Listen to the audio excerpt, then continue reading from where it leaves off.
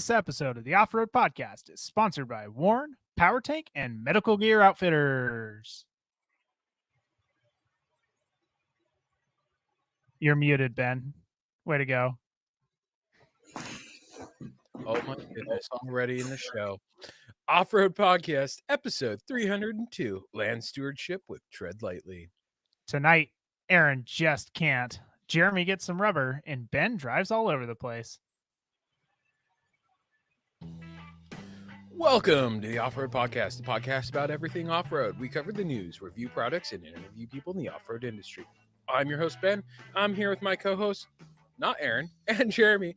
And joining us tonight is Evan Robbins from Tread Lightly. What's up, guys? Glad to have you. Yeah, thanks for having me. Excited to chat. The weekend review is brought to you by Medical Gear Outfitters. What are you waiting for? Are you waiting to have a casualty on the trail? Check out medicalgearoutfitters.com to get straightened out. Medical Gear Outfitters has everything you need, whether you're going out for the day or traveling on a year-long expedition. Head over there to get off-road specific kits that meet all of your needs. And while you're there, make sure you use Off-Road Podcast for 10% off. Well, Ben, what have you been up to? What have I been up to? Well, I've been busy. So the teardrop, we've ordered a bunch of crap for it. I'm putting in a solar power system for it, so that's been fun. I've been researching solar forever, and now I've pulled the trigger on it. So yeah, that's been fun. And then I got some new wheels. Not wheels. Tires. I ordered some new wheels. Oh, And then I ordered some copycat. DT1s. No, you don't have DT1s. You have DT2s. I'm pretty sure I have DT1s. Oh, really? Yeah, I am a copycat then. Screw you. I'm copying you. Though I'm considering returning them because they're on back order and going with steel wheels and some inner bead locks from Coyote Enterprises. I might just do it. I don't know. I haven't Just go beadlock wheel. You'll be happier, I think, in the long run. I don't know. I'm so indecisive. Because I already have the steel wheels, and then I could just get mounted and get it over with. I think you'll be happier with the beadlock wheels. I don't want to wait, and I don't have a lot of time because I'm leaving for Montana. Yeah, but I mean, a month. You were talking about just mounting your new tires on your steelies and then move over. That's honestly probably the best way to do it. Yeah, and now you spoiled the fact that I got new tires. I had to drive down to Portland. We got a killer deal, or I got a killer deal on some Milestar Patagucci's. Big thanks to Martin over there at Milestar. He hooked me Tire up.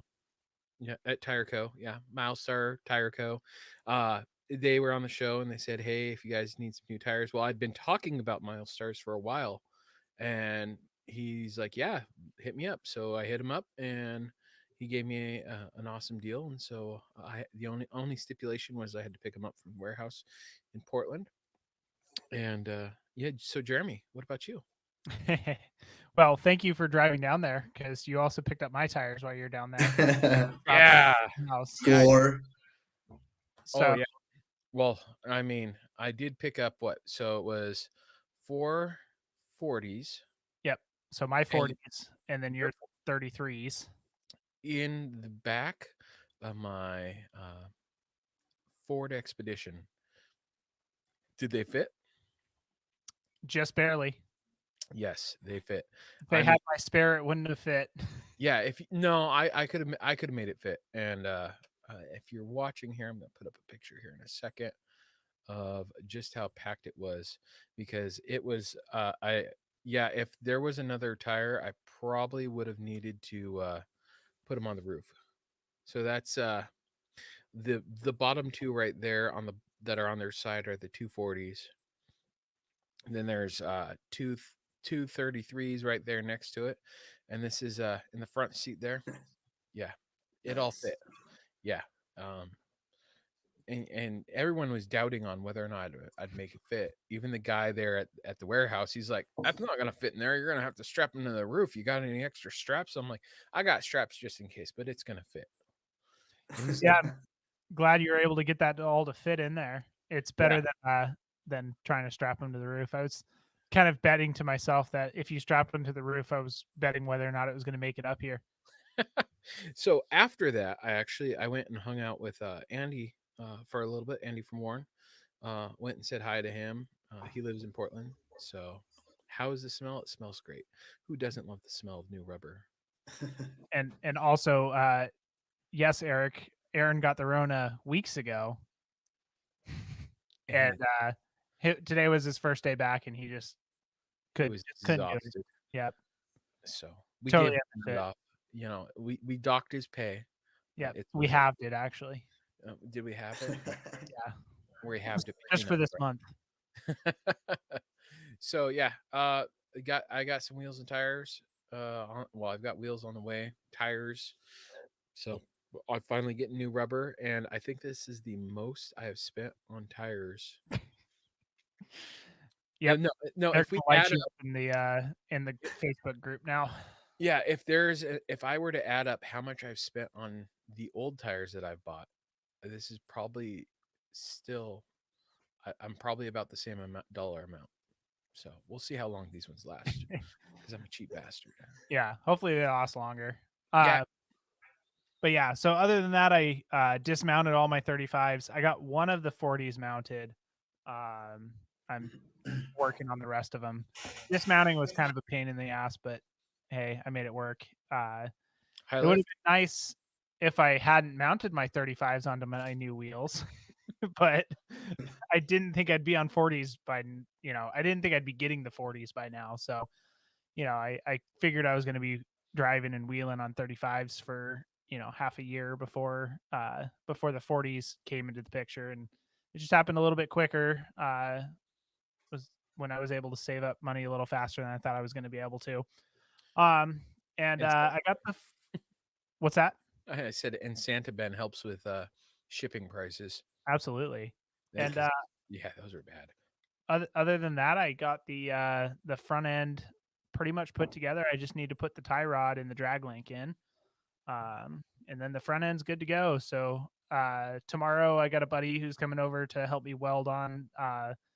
So I had the Falcon's shocks, and so they didn't work with the setup for that they the main setup that they do for the rear. They have you mounted on a pin that kind of goes into the normal shock mount location, and then you actually mount the shock outboard of the stock the stock mount.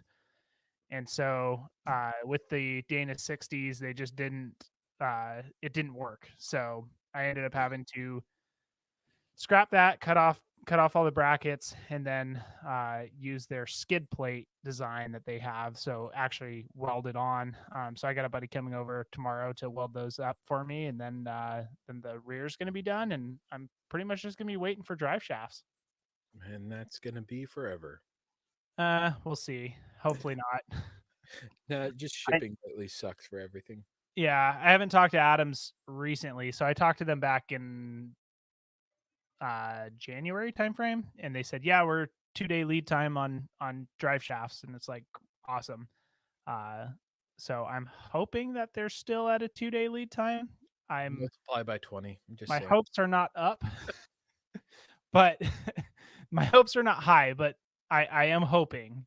So we'll see what happens when I go to order them. I once the brackets get welded on, I need to put the lower drag link, or sorry, the lower control arms back on, and then because I had to pull those out so you don't melt the bushing when you go to weld the shock bracket back on. So once those get welded on, I'll put it back all together, and then I'll be able to measure and then send them my measurements, and then I'll have drive shafts coming. And oh, I guess there is one more thing I need to do, which is go ahead and get at least one more of those 40s mounted up, and then put put them onto the front end and measure the steering clearances for the RAM. Make sure I order the right size RAM.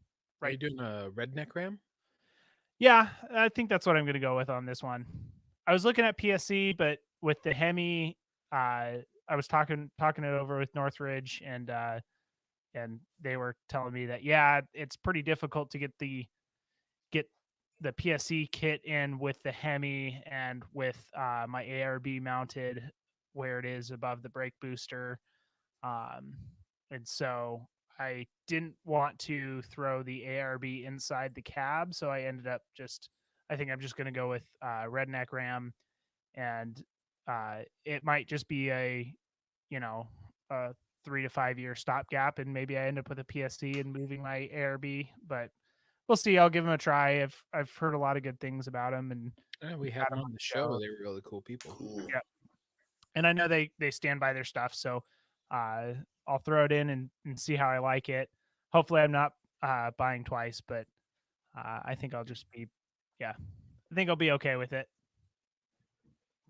Well, welcome to the show, Evan. You want to? Yeah, guys, excited to be here. Been a long time coming, huh? Yeah. I've been talking to you for a couple weeks now. Yeah, definitely. Been up to anything fun off road lately? Oh man, yeah. So I'm just getting back from Easter Jeep Safari, and always a bunch of fun out there. So we every year go with a bunch of our industry partners and go give back while everybody else is playing. And so we worked on Hey Joe this year. Kind of took a little, gave Red Rocks a break, let them run their show, and we went and cut some Tamarisk out of the trail with Casey Highlights and Quadratech and a bunch of our partners, and had a great time, man. Got some Gladiators stuck. My XJ didn't get stuck at all. Everybody took damage on those long rides, but the Willies and the XJ, and my buddy had his buggy out there. It's like a dune buggy, like a VW buggy. Yeah, we had a great time, man. I'm always off-roading and wheeling, and so I had to come back and fix a few things. Got some new bumpers from my friends over at Fishbone Off-Road. Big thanks to those guys. So I just got those slapped on, last night? 2 nights ago, and then took a little drive last night, and everything's good, man. Nice. Yeah, I've been having fun. I'm lucky I get to participate in public land so much, and always kind of wheeling to a certain degree.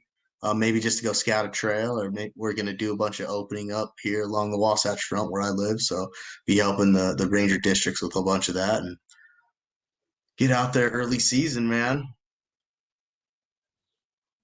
Yeah, that sounds great. So what was your favorite part about Easter Jeep this year? Oh, good question. Really, it was nice to kind of just seemed a little more low key for me, because we're always running volunteer projects, and this year it kind of seemed like we were just back to the regulars, and that felt really good in a way. Like it was the projects weren't smaller by any means, but just the people that were there all seemed like old friends. Mm-hmm. So that was really special, I felt like, this year. And I actually had some friends come down that are just moved to Utah actually, and are kind of new to off-road, and they had a chance to come down for a couple days and just check it out.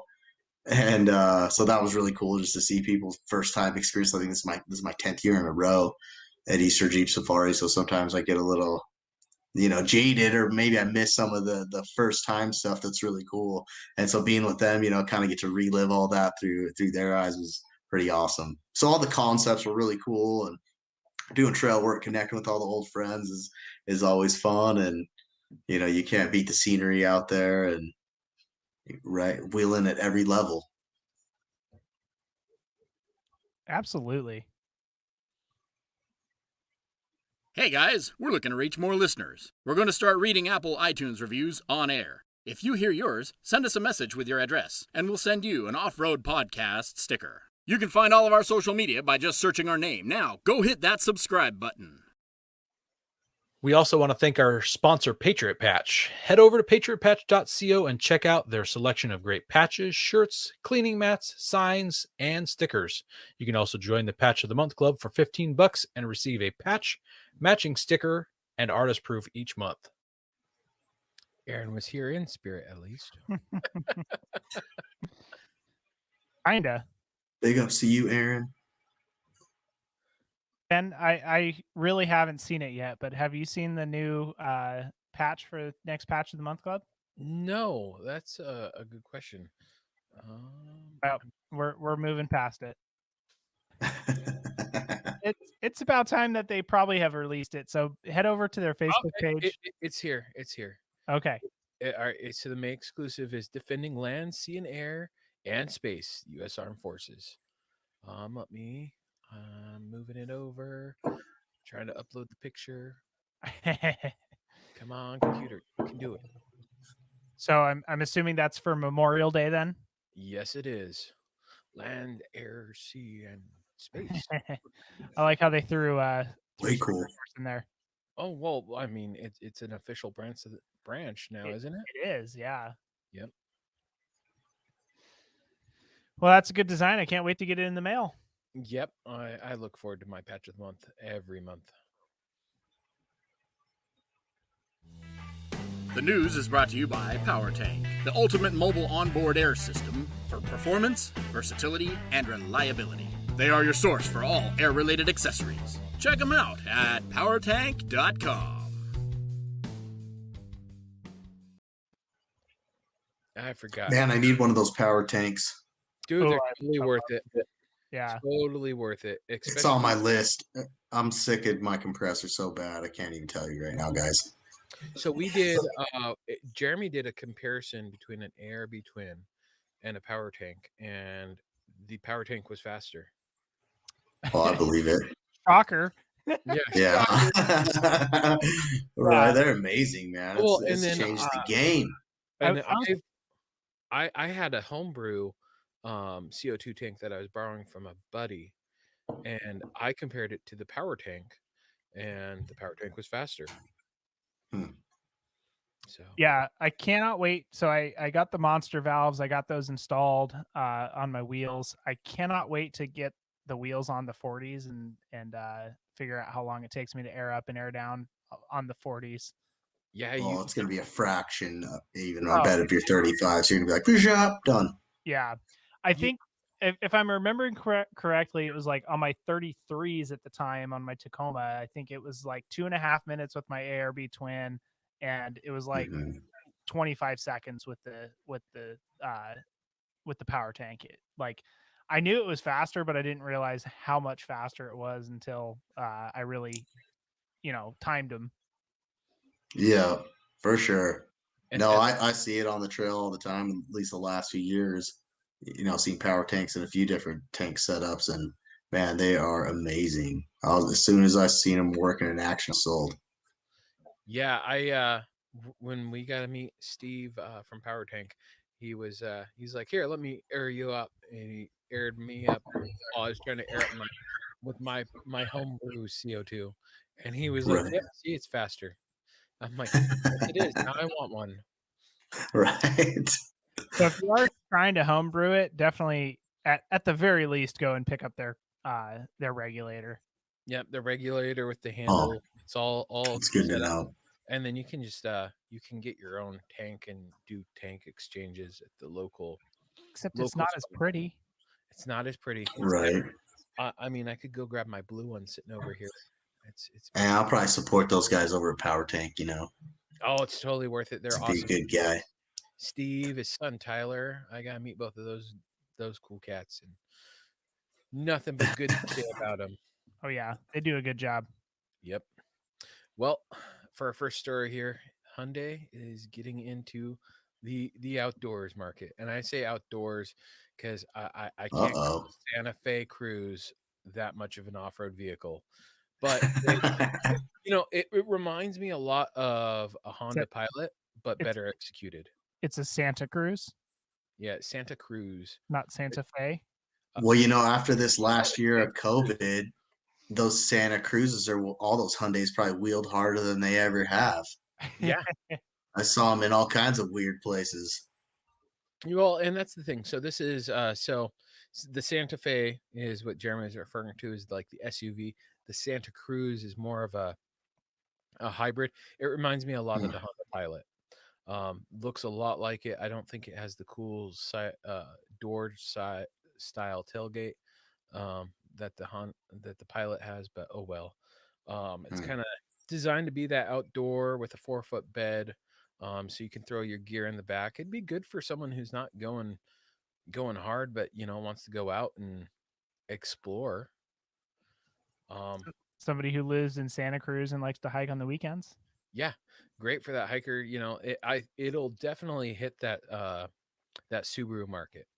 Someone who or that Ridgeline, you know, it'll take a piece of that market, and there is a market for it. So, and Who's maybe making a lift kit for it? yeah, who will make a lift kit for it? Those mountain bikers, it'll fit that crowd pretty well too. So is it from? I'm trying to tell from the pictures, but it looks like it's IRS. Yeah, I don't. It's hard to tell. I just can't tell from any of the pictures that they show.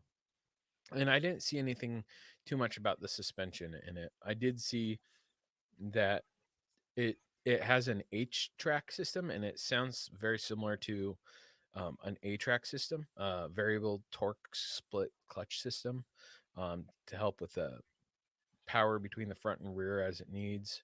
So I don't know. It's pretty interesting. No low range, and not even the pseudo low range like Jeep uses in its compact low SUVs. So I don't know. It's interesting. They showed it off road. And I think it'd be good for someone trying to get out and start exploring, and they don't want to dip into a Toyota or one of those true 4-wheel drive vehicles. So, and then Got to start somewhere. yep. Well, and And not everybody's looking to go run. the Go run Rubicon. out at Sand Hollow. Yeah. Yep, exactly. Well, then also, there's been some leaks on the Rivian, their accessories. They've got camp kitchens.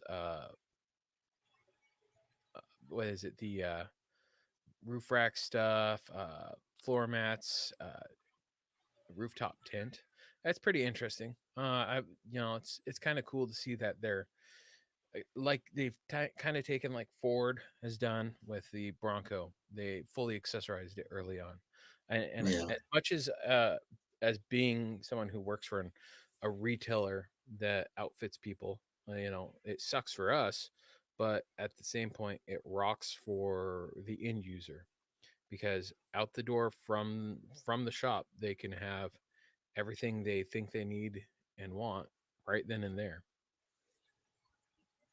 Yeah, and one of the interesting things is the guy who ended up finding the pictures and posting them to the forum actually was just kind of digging around in their oh,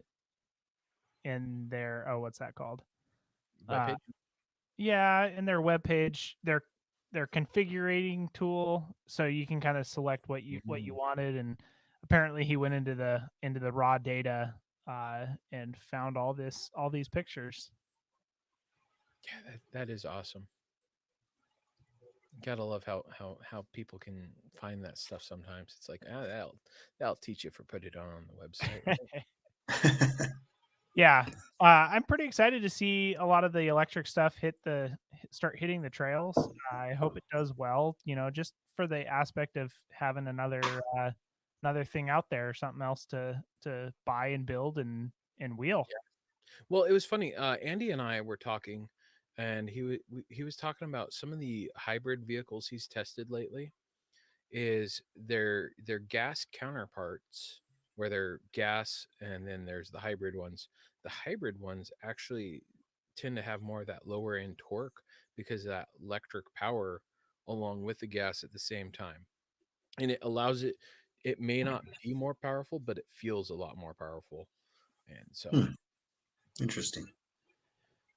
Yeah, I think you'll start seeing more go that direction as time advances and technology advances. yeah, the forerunners are getting ready to start a new generation here in 2022. So who knows what's going to happen with that. And Jeep's already got their EV set up, so Well, just a concept, but Yeah. Well, they've so got charging stations too. You got to remember that. Yeah, they were all over Moab. What did you think of those? I got to ask. I thought they were cool. Yeah, I like it. I like it. I mean, they're quiet, and I mean, I think there's something nice about that on the trail.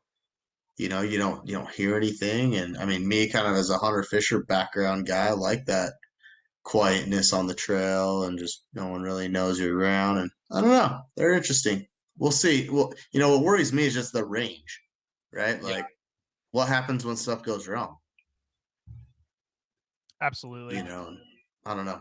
I'm sure we'll get it figured out though. We got to definitely have some time to vet it, Yeah. right? And it's good that people are putting it out there. So I'm excited to see where it goes. Yep.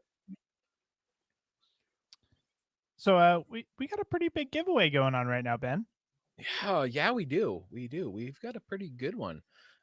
So in celebration of our 300th episode, we're not doing just like a single item. We're going full blast here, full tilt.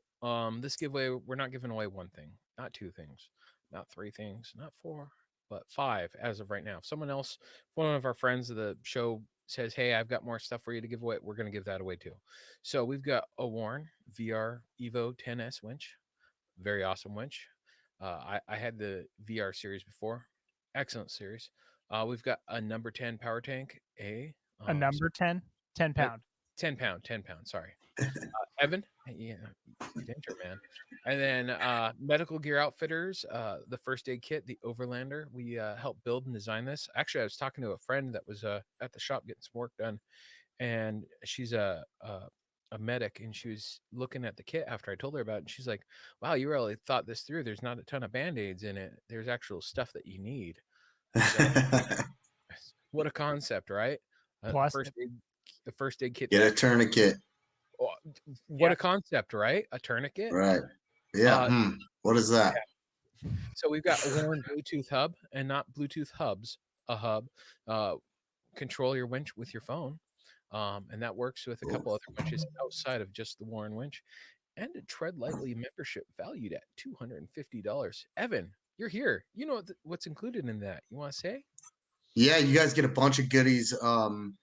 You get a branded hoodie as an ambassador for Tread Lightly, which is really cool. You get like $100 off, or maybe it's more than that, off of BFG. You get some discounts from Discount Tire. A bunch of our partners offer discounts at the $250 level.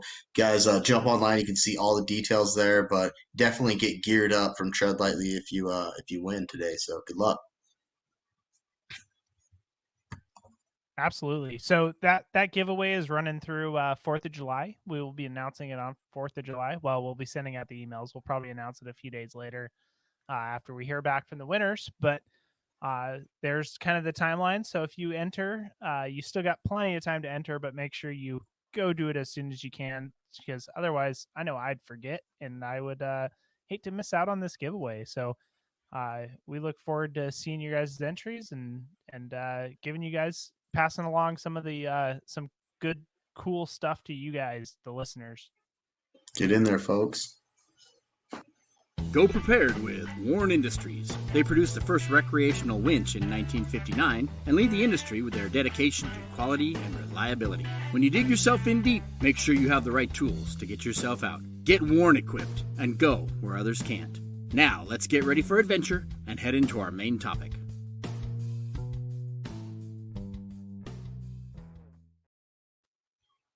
All right, Evan, we got to start this out the way we started with everyone who's new on the show, with the Fast 5 facts. Let's do it.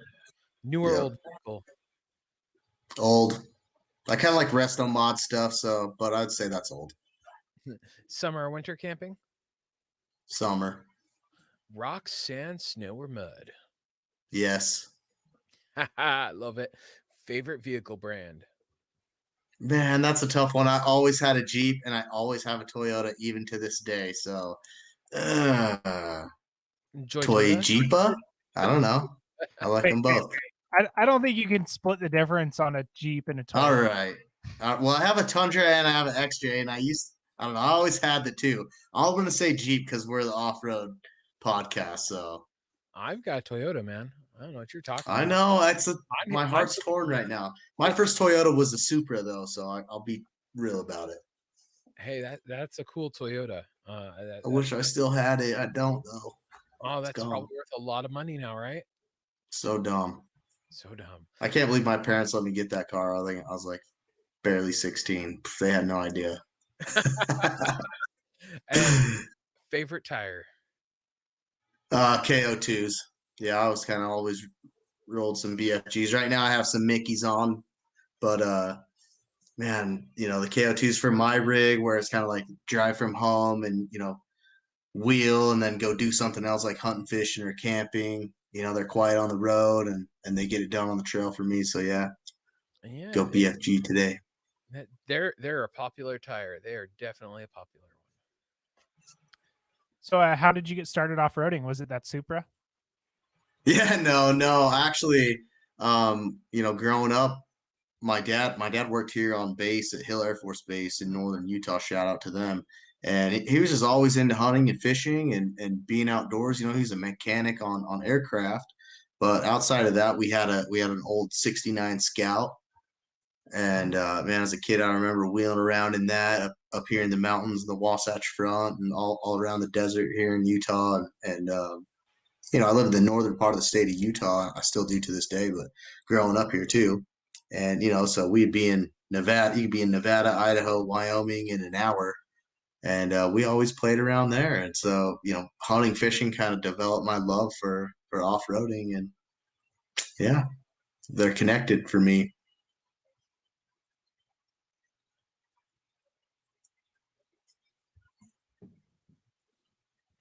So what was your first off-road vehicle? So the first experiences I had, like I said, was in that '69 International Harvester Scout. And but for me, my first vehicle was a XJ, is like a '91, I think. And again, it's like my parents' rig after my turbos went out in the Supra, and I sold the Supra. Then I got an XJ, and drove that all over, man, for a long time. And I have a different one now, but I still have XJ, so I have love for it. That's kind of why I've been building mine up these last 4 or 5 years. Is that there's some nostalgia there for me, and I really like them. Yeah. Tell us what you've done to that XJ. Oh, nothing too crazy. It's mostly stock. It's got a 3-inch lift.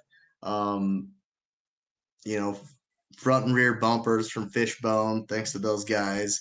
I've got a winch from Quadratech. Sorry, Warren, but those are my boys. And it's on 31s right now. I'm about to get some 33s here, hopefully, in the next couple months. And my fenders are cut. So, yeah, nothing too crazy, but I got big plans for it. I'd like to do the 1-ton swap and an LS at some point, but we'll see. It could happen. Won't the disposable hero break apart then? Yeah, it might. Who knows? It might just tear apart under that V8. Yeah, it'd probably tear apart under all that power. All the axles and engine would run away and leave everything else. Right? Well, you have to reinforce. You have to build like a cage of some kind to stiffen up the frame, or no way. It's not even worth it. And does it even get to that point? I don't know. Right now, it's kind of awesome.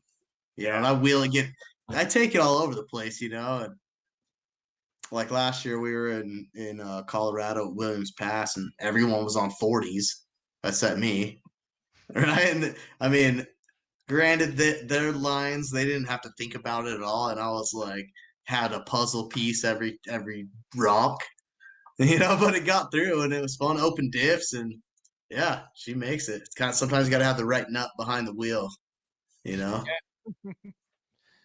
I think all the people that drive XJs are nuts, but yeah, bro. Yeah, we are. Send it. That's what they were telling me in Moab. I felt like every time there's an off, so send it, Evan. I'm like, all right, let's go. All right, Evan. I do like to be able to drive home at the end of the trail, though. That is kind of a thing I like to do. People drive home at the end of the trail? I figured you just hopped on a tow truck. That's what I do. Oh no, man, I feel like that happens more often than I would like. He's Yeah. not lying. I'm pretty sure his Forerunner's just a rebadged XJ. Now, see, I figured it out. My Forerunners had like Jeep takeoff tires the last couple times, so it got haunted by a Jeep ghost, and it picked up that Jeep spirit. Now with the new tires, I'm hoping that's going to fix that problem. You need to call a priest too. Yeah, it's going to need an exorcism. Well, I'm gonna drive up there and come wheeling around with you guys. Absolutely. Here soon. Do it. The snow melt here for a minute, and I'm sure we can find a reason to get up there and get back to some trails in the Northwest, right? Oh, definitely. They need some help. Let's do some stuff. Yeah. So I gotta ask you, this is my favorite one. What's your most embarrassing moment on the trail? I was thinking about this one over the weekend because I have a lot, unfortunately. You can tell but I will say the one that haunts me the most was I was like 14 or 15, and my family always went archery deer hunting, and my uncle had bought this Raptor, like a Yamaha Raptor 4-wheeler, and so all the men would go hunting. All the riffraff young boys would just be left at camp to do whatever, which was a bad idea. So what we decided to do, we had, everybody had like a 4-wheeler at that time, but no one had a race one, right? They were all like kind of more sportsman style, right? So we had this race one left in camp, and believe it or not, we were like, hey, let's have a little time trial course. So there's like 8 of us, and we're racing this Raptor around, taking turns and clocking each other. And so the last run, and you guys will get to know me a little more, but sometimes I'm a little aggressive, maybe too aggressive. And come around the last turn, I hit the back brake, tap the back brake, and I just remember the bike going sideways, and I must have jumped because I just remember it underneath me, like tumbling underneath me, boom, boom, boom, boom, boom, boom. And I fell kind of in the meadow there. I didn't get hurt at all. Like I didn't even have a scratch on me. It was a miracle. And so my most embarrassing moment was when my uncle came back from hunting, walking up to him to tell him that I just wrecked his Raptor. The handlebars all twisted up and mangled. And it's like down there at the bottom, I'm like, oh, can you guys come help us get it back to camp? Oh, and the look in his eyes, man, still to this day. Uncle Doug, if you're listening to this, man, I'm sorry about that Raptor. That was messed up. As a 14-year-old kid too, it's like, what resources do you have to like fix this machine? Yeah. Right. Well, and you think about it, he was probably really mad, but also probably really happy you're alive. Yeah. It's something, my cousins told it like, I got up and I waved my hands because they all came running, and I'm sure they thought I was hurt. But the way they told it to him was like, oh yeah, and then he was waving his hands like he was all excited that he was. I don't know what their story was, but something about that, and that was what stuck. So still this day, he's like, yeah, I know you're stoked about that, wrecking that bike. And I was like, no, man, no, I was telling everyone I was alive. What did you do to your cousins on that trip that they? I don't know. They had it out for me though. They had it out for me. You need to go fart in their cup. It's probably because I was smoking them in the time trials. Well, it was fun though. I honestly do. I can see his face, and just like the sadness. And it wasn't like it was a brand new bike, but it was new to him. Yeah. And I'm sure he had big plans for it. Oh yeah. Bummer. Well, with every embarrassing moment, there comes a win. So what is your biggest win on the trail? Oh gosh, so again, I'm so lucky. I have a job that I really get to give back to the thing that I love the most, and so there's been a lot of wins over my career at Tread Lightly, and then also just I say in my personal life as an off-road recreationist. But I think that a few years back we did a project on an area in the Eagle River District in Colorado, an area called French Creek. It's a pretty famous trail. Holy Cross is the trail, but one of the obstacles is called French Creek. Anyhow, during that winter, there was like an avalanche and a bunch of rocks and boulders fell into the pass. It's already a really difficult technical river crossing or creek crossing, and this just made it impassable. So we went up there with a bunch of club members, the Bighorn, Mile High Jeep Club, and a few other folks, and winched a bunch of those rocks out, and we spent all day up there standing in the creek, with my buddy Mike Paris's Bronco. It's a buggy. It was a Bronco. It looks like a Bronco.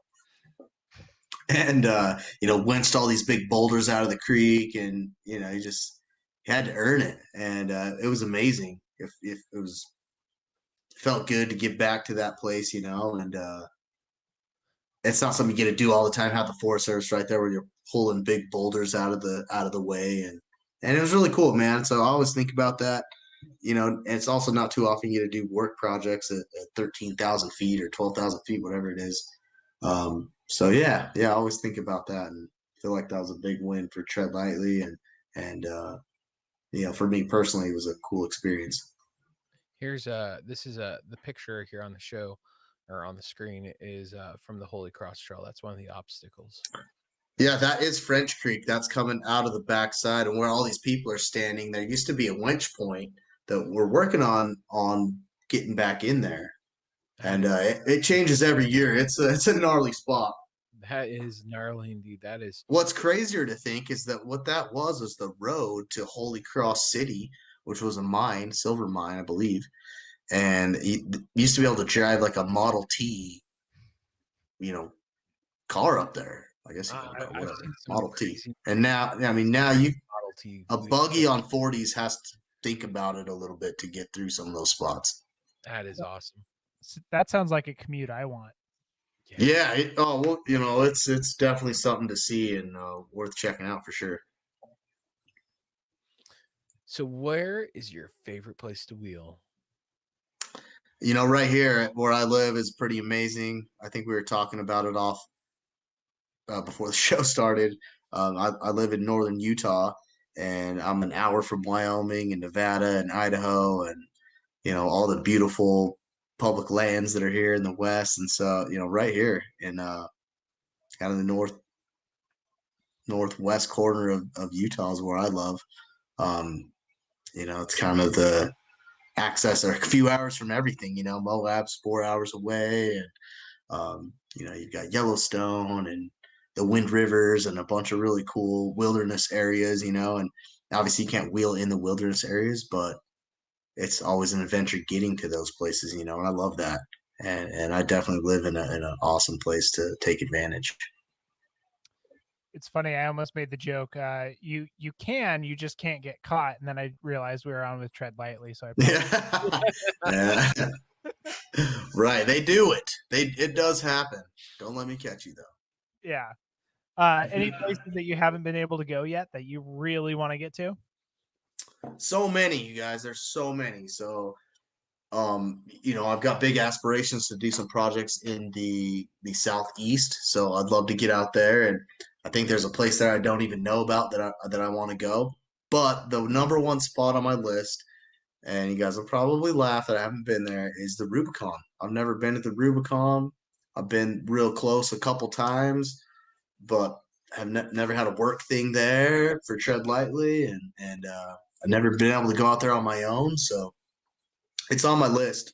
I'll get it here sooner or later. I won't laugh at that because I was supposed to go in October and then I bent my front axle. So. Oh, yep. You gave it a smiley face. Yeah. I'm going to get up there one of these days. Yeah, the Rubicon's been on my bucket list for a while, and it's and so is Moab. And like every time I plan something for Moab, something else comes up, and it's like, next time. Well, if you guys come down here, you definitely get a hold of me, and I'd love to go hang out with you guys down there and see if we can get stuck. I'm hearing that we need to make a plan for a Rubicon trip this year. Well, yeah, that too. I mean, that's even better. Moab later. All right, Evan. So what do you do exactly for Tread Lightly? My official title is I'm the Education and Stewardship Program Manager. So what that means really is that I do a couple. I mean, I work for a nonprofit, so we wear a bunch of feathers in our hats all the time, right? But the main things that I'm responsible for is I'm responsible for Tread Lightly's national like land use efforts, and we call it stewardship. So, I find ways to give back to public lands all over the country and to incentivize volunteers to work with their local land managers. And then I also work as I call it government affairs, but I work to maintain some grants with our federal partners. So, the BLM, Bureau of Land Management, and the U.S. Forest Service, to maintain ethics education for OHV and outdoor recreation, mostly in Region 4 right now, but I've ran grants all over the country. So, yeah. Does that make sense? Makes sense to me. Yeah. How'd you get plugged into Tread Lightly? You know what? Actually, I was a communication PR person in college, advertising and public relations. And I needed an internship, and I gave a presentation in one of my I think it was a marketing class, and there was a gal in there that worked for Tread Lightly and was looking for interns. And after my chat, we talked, and they asked me if I needed an internship or where I was at with that. And I was like, yeah, actually I do. And so I at that time I was working as a plumber. I always joke about I had a real job before I worked for Tread Lightly, and that was it. And so anyway, I kind of started as an intern for them as a marketing communication person. And once I kind of understood more about what the organization was about, I was like, well, I do this stuff all the time. I just didn't really call it Tread Lightly, like we always had a strong land use ethic. And, I was lucky I had mentors, to kind of show me how to get back and what that means. And, being kind of from the hunter fisherman crowd, I think that conservationist mentality was kind of present a lot for me as a youngster. So once I learned more what Tread Lightly was about, and I think they also kind of saw my passion, I kind of quickly moved out of the marketing communications realm and kind of more into the education stewardship side. And so, yeah, I think I was an intern for like 6 months, and then they offered me a job. And I honestly thought it was going to be just like a summer job or something, and here I am 10 years later working for Tread Lightly and, running national programs and working with cool partners and talking with cool guys like you. So, yeah, pretty lucky. Well, I got to play the Tread Lightly promo here because we've played it at the end of the show a couple times, but, while people are watching and listening, this is the perfect time for it. For over 30 years, Tread Lightly has been promoting responsible recreation through stewardship, education, and communication, keeping our public lands healthy, accessible, and open for you to enjoy. Now more than ever, our public lands need your support. Will you join Tread Lightly's mission by making a donation or becoming a member? I ride, I drive, I off-road, I tread lightly. For more information on joining our mission, visit www.treadlightly.org. So simple. So simple, isn't it? Yeah, man. Lots of ways to give back, Obviously, if you're unable to get out on the trail and, maybe you just got too much time, there's organizations like Tread Lightly and others too that you can give to them, and we'll make sure that good work gets done, in your name and with those dollars. So I appreciate you guys playing that, and helping us out and getting the word out and incentivizing and letting people know how they can be good ambassadors of off-road community and public lands. Yeah, I gotta say before we get too far into this is part of the reason like I wanted to get you guys on in the first place is I grew up in the woods and I've seen so many trails that I've enjoyed that are gone now, like in areas that I used to go fishing and exploring and camping, and they're all closed now. And it's like, I want places that I go and take my kids to be able to take their kids to. And the only way to do that is by getting more people to tread lightly and keeping those trails open and being responsible on the trails. That's right. Right. Have an outdoor ethic, understand how your actions influence, our opportunities. and again, be a good ambassador. You don't have to off road either. That doesn't have to be the main thing. Just be a good ambassador of your type of recreation and the public lands that support it. Absolutely. So what is land stewardship? Good question. So stewardship, the way that I always talk about it is a steward is someone who takes care of something, right? And so land stewardship is our opportunity as recreationists and as people who enjoy public lands, to take care of that resource, and it can be done in simple ways and in elaborate ways. But I think that the pieces that make the most difference are the little things that people do, taking their kids off-roading and showing them you clean up your campsite, or if you have an oil spill, that you have some stuff in your rig to a spill cleanup kit to take care of that, and that you do have a trash bag and are willing to stop and maybe clean up somebody else's messes. Land stewardship is all of those things. It's also being willing to get involved with the people who currently are managing those places that you love, right? And if it's, say, you're back east and you don't have public lands, that these are private parks that allow you to come and wheel and ride and recreate in. I guarantee those places have a maintenance day or a volunteer cleanup day, and if you're willing and able and you put it out there, I guarantee they would love to have your help. And those are great ways to be stewards of public lands, and also be stewards, and like I said before, ambassadors of our sport. The off-road community and others in the recreational community are easily demonized, and kind of laid to blame for a lot of things. And I think showing that that's not really the truth is important, and you can do that by doing little things. I've seen a lot of and I've even done it myself, demonizing the side-by-side guys. And if you Sure. look at it, you think about it, not too long ago, it was the Jeep guys getting demonized for trails being trashed. And Sure. it's like, we're all in this together. So, Yeah, Ben, I think that's a great point, and that's something that our community doesn't do good sometimes, is we segment each other too much, right? Into like, oh, well, you drive a side-by-side or whatever you drive, or you don't drive, right? And then it creates these segments of people, and really in the end, we all want access to the same place. It's just, Ben, maybe my trail stops before yours does, and because I get out to go fishing, right? And then maybe Jeremy goes further than me and you go, Ben, because you're going to go camping with your kids that weekend. And Jeremy's plan is to go rock crawling at the top of the mountain, right? And like we all want to go to the same place. and then he's going to call honestly, I say this all the time, and I haven't ever seen anybody or heard anybody really give me an argument to prove me wrong. But what recreational community doesn't drive to the place that they recreate in?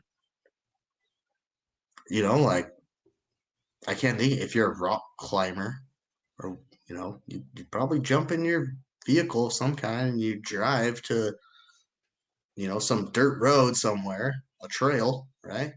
And maybe they don't call it a trail, but it is. Yeah, and then they stop and they have fun in their whatever way they want to recreate, and that's totally cool. And the OHV community is definitely, I say that in broad terms, like full size or side by side or single track or whatever, has always been a community that's given back and has a long history of that, and so I think us telling that story more is important, and it kind of counterbalances that maybe, negative narrative that we hear sometimes. Yeah. So what are the tread lightly principles? The Tread Lightly principle. So this is kind of the foundation of Tread Lightly's education, and we use this on a lot of our training. And it's kind of a real simple way to weave in, land ethics into just your day to day or your recreational adventures. So the Tread principles are an acronym that's TREAD. So T stands for travel responsibly. R stands for respect the rights of others. E stands for educate yourself. A is avoid sensitive areas. And D is do your part. These are all over our website and embedded into all kinds of education materials that Tread Lightly produces. And really you can use that as kind of a model for your own recreation, to have a good ethic and ensure we have sustainable access, and all those things I talked about, being a good ambassador, all kind of can be woven into those principles.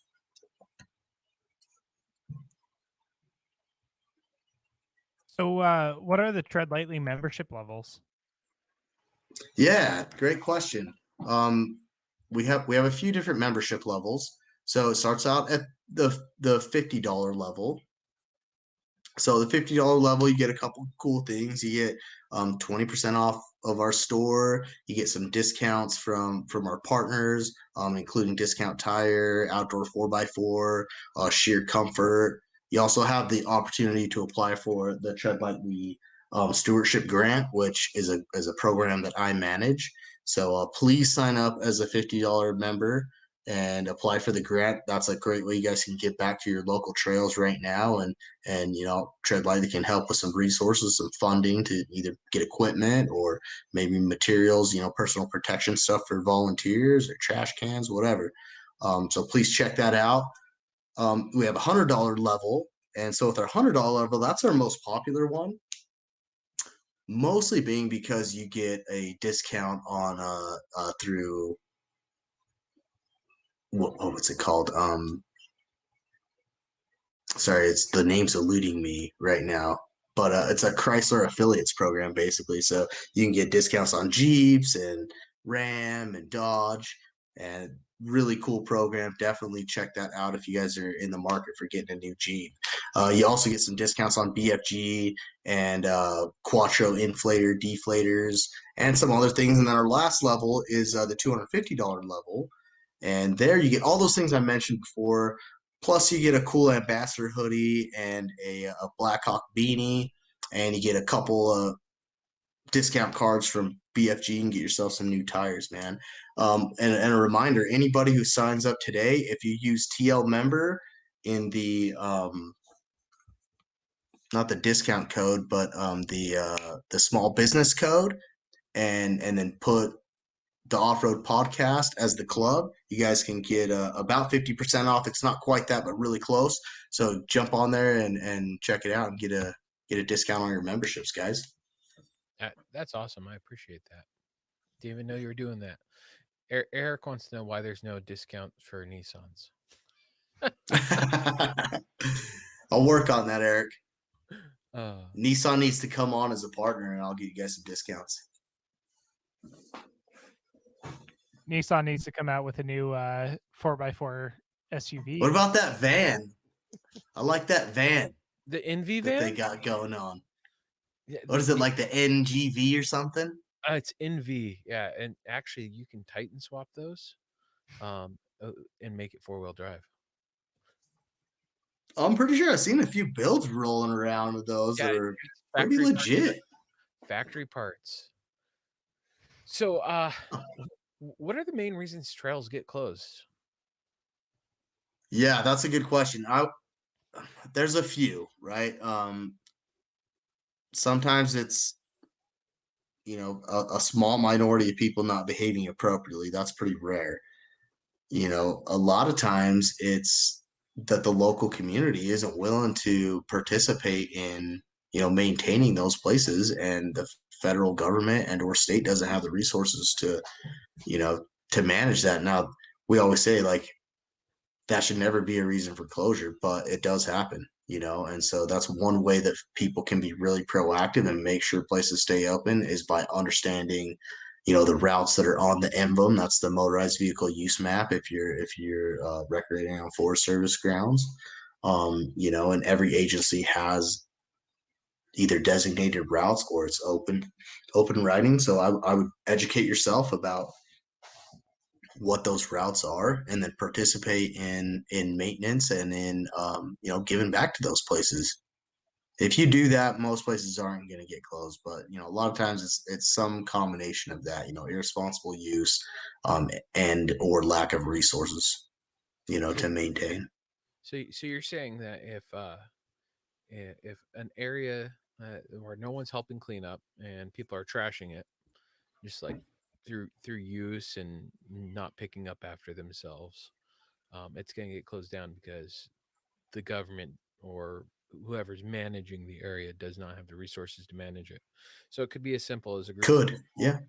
Could be as simple as a group of people going out and helping pick up, like an old lady. It is. It literally is that simple. If everybody that talks to me at, Easter Jeep Safari or, one of the 50 events I'm at a year, if every one of those people really did pick up, a bag of trash every time they go out, like they say, we wouldn't have this problem.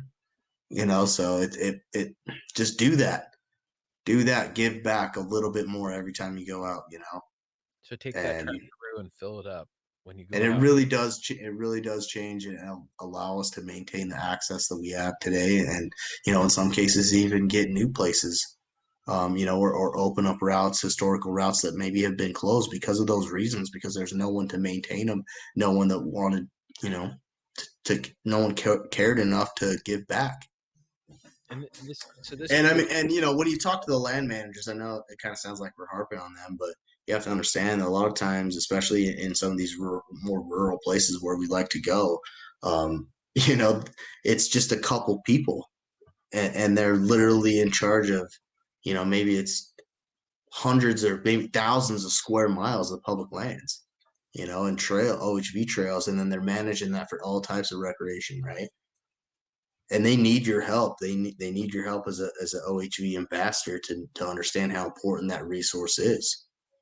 And a lot of times those folks aren't even from that area to begin with, right? So they're not tapped into that tribal knowledge. We talked about that earlier, Ben, about tapping into tribal knowledge and how important that is, and some of those resources that you may have as a recreationist and as a person who loves the place that you wheel and the place that you play in.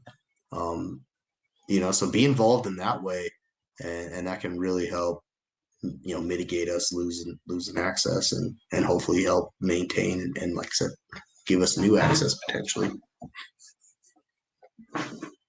So I know that not everything that Tread Lightly does is going to be highly publicized or even visible to 90% of the users, but what trails has Tread Lightly been involved with keeping open or possibly reopening recently?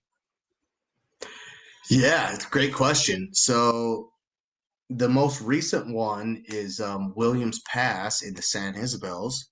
So this is a historic location, an area, access to the Alpine Tunnel. And what this was is it was a mining country back in the late 1800s, and Williams Pass was a route that was built to get from the Gunnison side of the San Isabels to the Buena Vista Salida side. And for those of you who don't know, that's crossing 14,000 foot peaks, the highest density of 14,000 foot peaks in the continental United States. It's rugged and beautiful and amazing. And so last year we worked with some partners, Grizzly Outdoor Corps and some of our Colorado clubs and friends out there, to reopen the route through Williams Pass. And so there's still a little bit more work that has to be done. We have the half of it open from Salida, and the Buena Vista side, and so it hasn't been open in 6 years. It's a seasonal, it's a seasonal road because of the altitude, right? So it's only open just for I think a month or maybe a month and a half. But to see that open again and to be part of that was very amazing, and the history around there, it's just rich with kind of the industrial age of people in the mountains, and I don't know, it's just amazing. Yeah, so that's actually the road into the Alpine Tunnel. Yeah, it's some pretty scenic stuff. Having gone up into the Steen Mountain Loop there in Oregon, it's just like, yeah, I get that. It's one of those areas that's not open year round, and it's nice to be able to see something like that where it's open for a few months out of the year, and you've got this absolutely gorgeous country where it's like, it's nice to like just sit there and take a deep breath and go, oh, this is amazing. Sure, the work that we did, helped to sustain that road. So up on the actual pass is a kind of a riparian area, so kind of a wetland area, and during runoff, the road kind of turns into a creek. And so, we went up there with the road engineer and cut water bars into the road and made sure that that was going to be a maintained route for the future. And like I said, it hadn't been opened in 6 years. So to be part of that and then see it open for last season, and it'll be open again this season, we're going to go do a little more work up there, is really special and amazing. Yeah, it's nice to hear about trails being open when all the negative news you hear is trails being closed. It's nice to hear when something gets open back. Sure. Let me tell you about another one just at Easter Jeep Safari. I mentioned a little bit earlier about working on Hey Joe, which is a route that Red Rocks runs every year. It's usually the Thursday of Easter Jeep Safari, and it's out and back. It's a historic route to an old mine, uranium mine, and it's been at risk of being closed because it's one of the only routes that's next to the Green River. And back, I believe in the 40s, they planted tamarisk along the river. Maybe it's before that, but they planted tamarisk along the river to stabilize the road and stabilize the riverbank from eroding, which is an invasive species, right? So now those tamarisks have just spread all over that corridor. And Hey Joe, the route is right next to the river, so the tamarisks have overgrown the whole trail. So it used to be a full size 4-wheel drive route. Now it's mostly like single track or side by sides are about all that could get through there.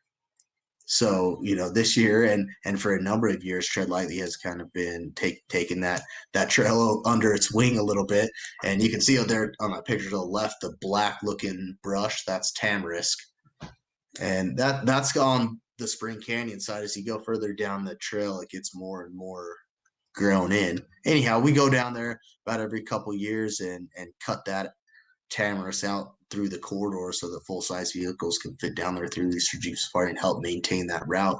And because of that work and our partners that show up there every year, that route stays open, and Red Rocks and the folks who have the adopted trail there. But it's been in jeopardy of closing in the past because of that. And like we said before, just a little bit of work, come sweat with your buddies for the afternoon. You get a wheel around a little bit, and you get to maintain trail access, but at the same time, it's funny. People, they're like, oh, clean up, I gotta go work all day. But I don't think some people realize, like, some of these trails you get to go on a trail like before it opens for the season right? or before it closes for the season. It's it's like you get to be one of the last guys or first guys on the trail for the season, and that's a good feeling. And knowing that Oh yeah, that trail is going to be open again or stay open is always a good feeling. yeah. It's really awesome to be able to give back, and we always work pretty hard, but we always have a lot of fun, and I encourage people to do that. If you haven't participated in a trail cleanup or a project, go do it. You might have more fun than you thought. Yeah, definitely. So what can be done to help keep my local trails open for my kids in the future? Like we were saying before, those little things are really what makes a difference. So one, be a good example, right? Be a good ambassador of off-road and of whatever type of recreation you decide to pursue, and then take your kids with you and show them how cool it is. Don't let them sit there with their video game. Turn off the electronics for a minute and roll down the windows and let them feel the wind blowing around and let them be part of the community. So often I hear, oh, my kids are back at home, and like, or back at the condo or wherever they are for an Easter Jeep Safari. But bring them out on the trail, like show them. Tread Lightly has a whole bunch of educational materials for kids. You can kind of get them started on the right track of what outdoor ethics are, and how to how to be responsible while we're out there, and kind of what some of our impacts can be, and how to identify some sensitive places maybe you don't want to wheel in. So So yeah, do that, and then like I said, do those little things. Just get in touch with the local land manager. Be the guy who gets out and picks up the beer can on the side of the trail. Smile at people when they pass you on the trail. I think there's a lot of mean mugging that goes down. I feel like, especially like in the hook and bullet crowd. Like I'm a fly fisherman and a bow hunter, and every time I pass another fly fisherman on the trail, they always kind of give me the mean eye. So smile. It's okay. No one's gonna catch your fish. There's plenty. I've got a story. I've got a story here for you, Evan. This is Yeah. how much I care about my areas that I go camping. My son threw a piece of garbage on the ground when we were camping. Really upset me. So I made him pick up all the garbage that he could find, every little single piece, like to the point Nice. where I had him ready to rake the ground. Good. It broke into his mind. That kid now will pick up trash around camp as he's walking around. It's like, oh, that needs to be picked up because I'll get blamed for it. I'm like, Yeah. exactly. And it won't be you doing it, but you'll get blamed for it. And it's not your fault. Sure. And Sometimes there's some consequences to behaving badly, and not all helping words are kind, right? Yep. And I mean, we talked about this before off the air, Ben, a little bit too. Just along these same lines. Like, yeah, it's sometimes you got to make an example when people know that that's the wrong thing to do, but also, we have to be cautious of where people are at in, learning about off-roading, learning about public lands, about recreation. Not everyone's like me and has a job where you do this every day, interfacing with government agents about recreation, right? And so like sometimes we got to use that opportunity not to, make an example of somebody and what they did wrong, right? But to show them ways that they could do it better. And maybe that'll, for some people, maybe it's a small percentage, but that's going to pay out 100% more. Yeah. Because they're going to give back. Like, people make a mistake, then they have a chance to correct that action. And, sometimes that's the best advocate that could be. Tacoma Beast being a good example of that. Yeah, that's what we were talking about that. Exactly. Yeah, we were talking about that. And I've seen a lot of stuff come from him since that whole incident with the drawing on the rocks. And, he's out there now and he's doing a lot for lion cleanup. Yeah, Mateo partnered with us, man, and we did some serious work, and those guys definitely gave back a bunch, and helped Tread Lightly to get back and reach a lot of places. So, we all start somewhere and we all make mistakes, Tread Lightly isn't about, we never make mistakes, and it's not about like just doing trail maintenance and stuff too. It's about, being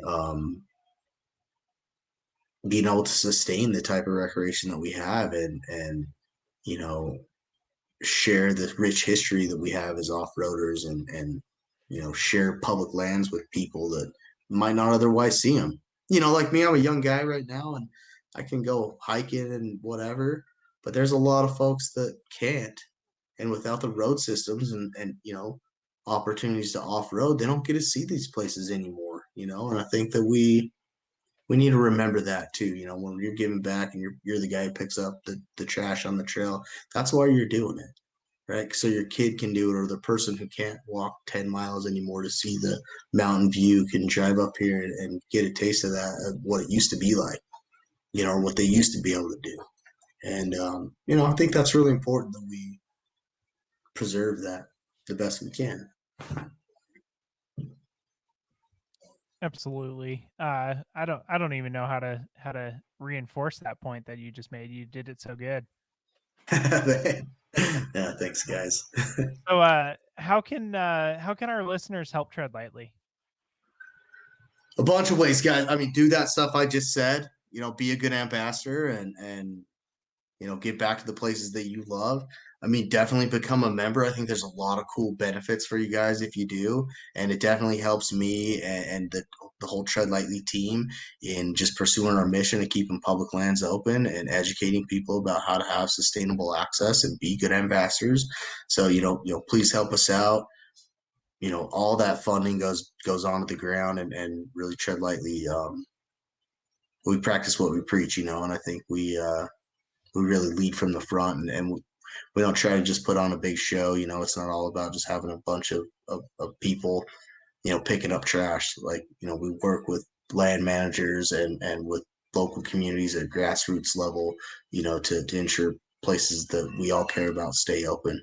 And so become a member, check it out. And at the very least, go check out our website. There's a bunch of resources on there that can, help you become a better ambassador of the places that you love. And, maybe there's some tools on there that can help you do a little trail project and a lot of things, and then support our industry, right? Like, you guys go buy some parts for your rig and, help the people out who help us. We have a ton of cool sponsors and, they really make this possible and really allow us to have a way bigger reach, so go get some tires, go get some stuff for your rig, get some air up, air downs, get a power tank, get a winch, all those things we talked about. And, indirectly that helps Tread Lightly and, that'll help maintain your guys' access too.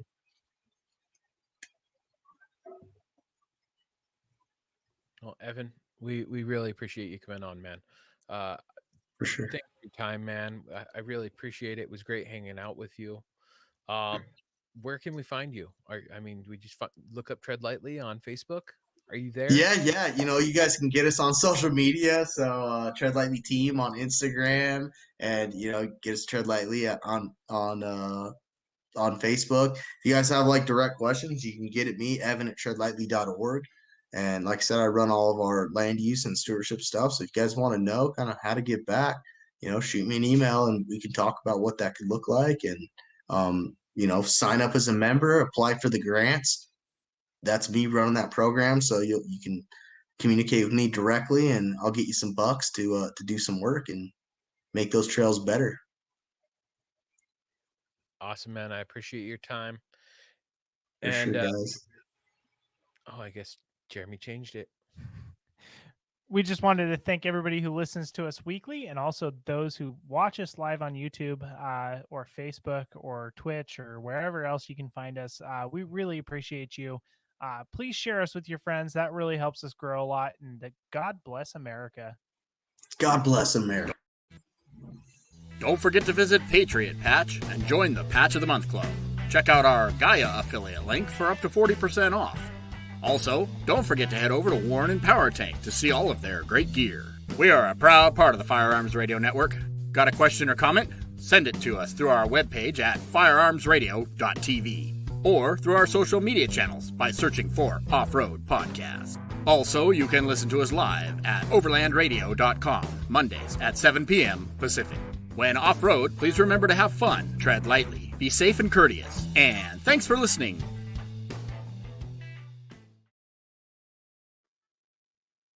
I'm going to run Steelies. That's what I'm going to do.